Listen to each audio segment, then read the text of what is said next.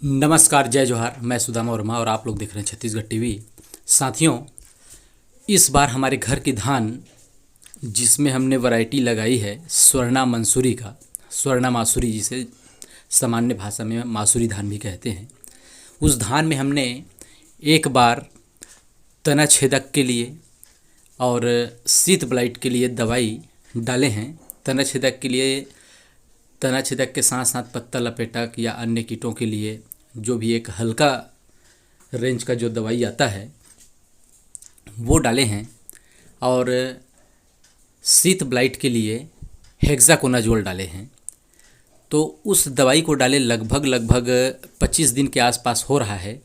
और अभी मैं देखने गया था तो शीत ब्लाइट का जो अटैक है वो पूरी तरह से फिर से एक बार और हो गया है, और बहुत जगह, कुछ जगह नहीं बहुत जगह पर देखा हूँ। मतलब ऐसी स्थिति है कि अब दवाई चलाना ज़रूरी है, लेकिन साथ ही साथ उसमें तना छेदक की समस्या मुझे और भी मतलब अभी गंभीर रूप से दिखाई दे रहा है। बहुत जगह तना छेदक नया दिख रहा है, जिसको अभी हाल ही में कहना चाहिए काटे हैं।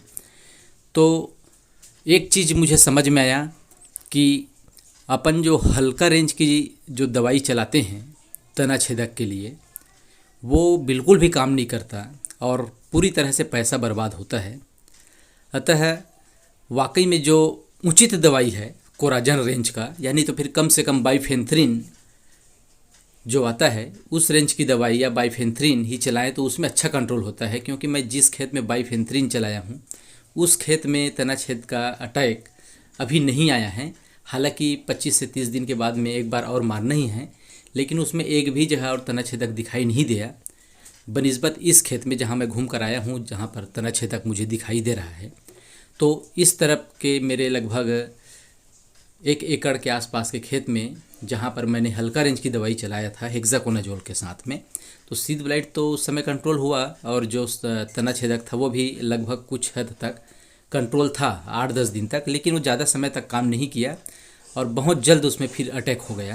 कहने का मतलब ये है कि जो सही दवाई है जिस चीज़ के लिए हम मार रहे हैं, जैसे तना छेदक के लिए अगर हम चला रहे हैं तो वाकई में जो तना छेदक के जो सही दवाई है वो दवाई चलाएं जो हमें कम से कम 25 से 30 दिन तक प्रोटेक्शन दे।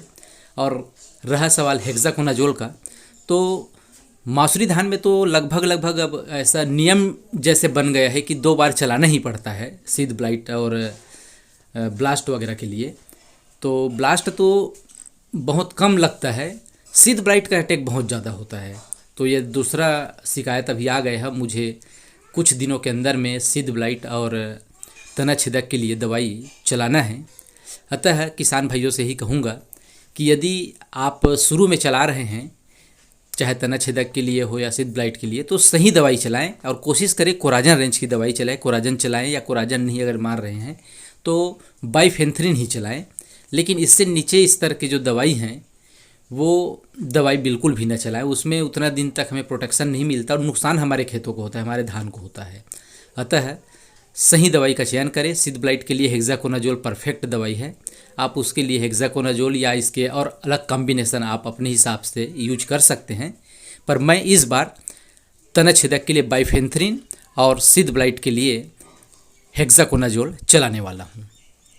तो साथियों, यह एक अपना अनुभव कहें या आप जो भी समझें, अपनी खेत की समस्या को देखकर मेरे मन में जो भी विचार आया उसे मैंने आप लोगों के साथ साझा किया। उम्मीद है इससे आप लोगों को कुछ फ़ायदा मिलेगा। इसी आशा और विश्वास के साथ आज के इस वीडियो को यहीं पर समाप्त करते हैं। जय हिंद, जय जोहार।